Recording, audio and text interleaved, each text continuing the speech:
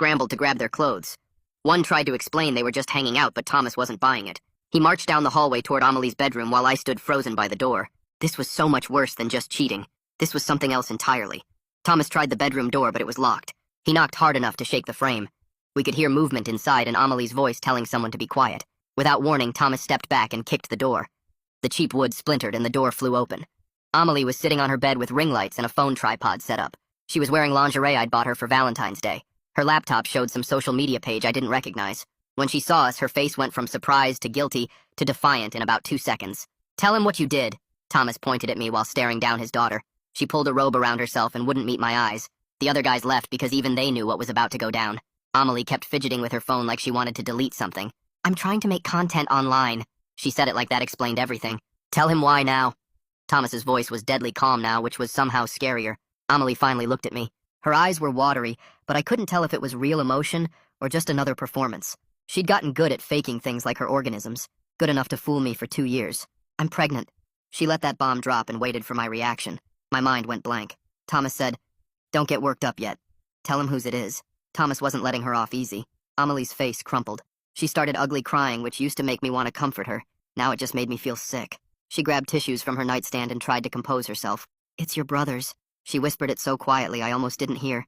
"Nick and I, it just happened. You were always at work and he was there and we just wanted to quickly slip it in." The words hit me like a punch to the gut and everything went fuzzy around the edges. My legs felt like they weren't attached to my body anymore and I had to grab the doorframe to stay upright. The room started spinning and I could see myself standing there like I was watching from the ceiling.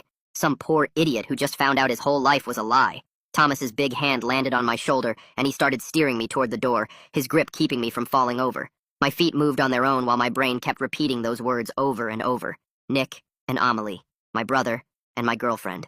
The shirtless guy was still in the hallway pulling on his shirt, and he opened his mouth to ask something, but Thomas just looked at him and growled something that made him scramble for the front door. We walked past the living room where the other guys were grabbing their stuff and rushing out, nobody wanting to stick around for whatever was about to happen.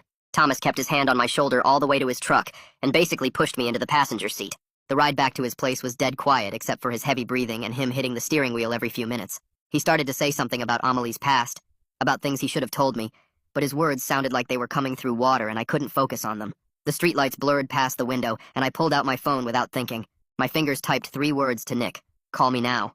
The message showed read right away, but no dots appeared. No typing. Nothing. Of course, he was too scared to face me. Thomas pulled into his driveway and led me inside to his couch while he went to make coffee. I opened Amelie's Instagram on my phone and looked at it with fresh eyes. There were links I'd never clicked before in her bio. Something called OnlyFans, and another site I didn't recognize. The comments under her photos suddenly made sense.